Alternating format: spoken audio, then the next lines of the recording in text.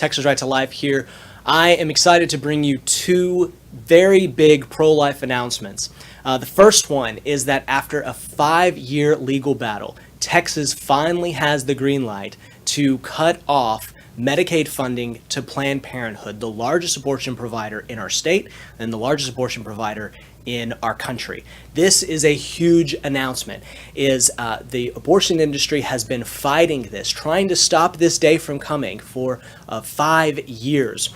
So 5 years ago, there were some undercover videos of Planned Parenthood that were released, and it showed the world not just how immoral they are in making money off of taking the life of innocent humans. It actually showed that they're breaking laws. They're breaking federal laws, they're breaking state laws in how they handle and actually sell baby body parts. It kind of awoke a huge cultural conversation about how ugly this industry is.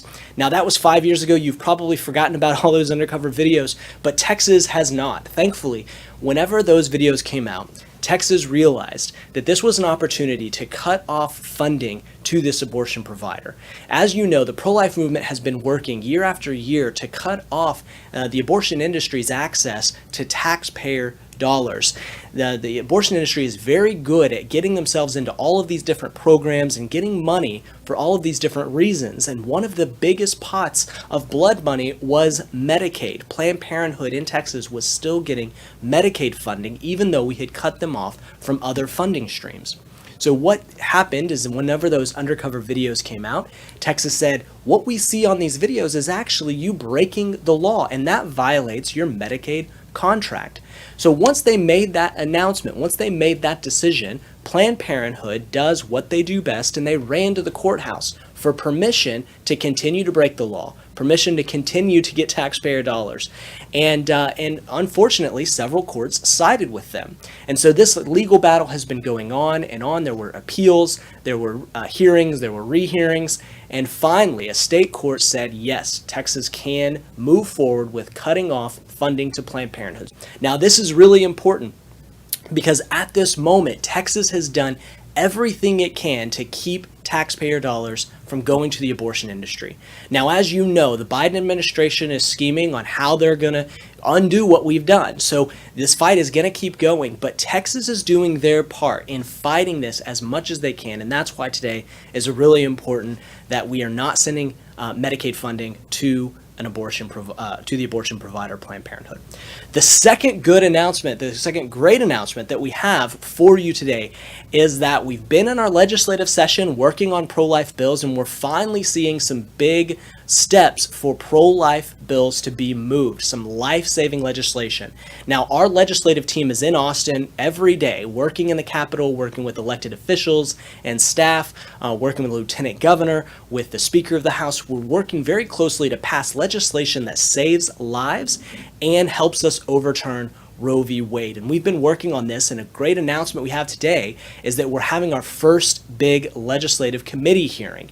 On Monday, March 15th at 9 a.m., the Senate State Affairs Committee is going to hear two pro-life priority bills. They're going to hear a lot of pro-life bills, but there are two specifically that I want to draw your attention to because these are bills that will stop abortions and help us overturn Roe v. Wade. The first one is PRENDA, the Preborn Non-Discrimination Act, Senate Bill 1173 by Senator Hancock. This is a fantastic bill that will stop the remaining late-term abortions we have in Texas.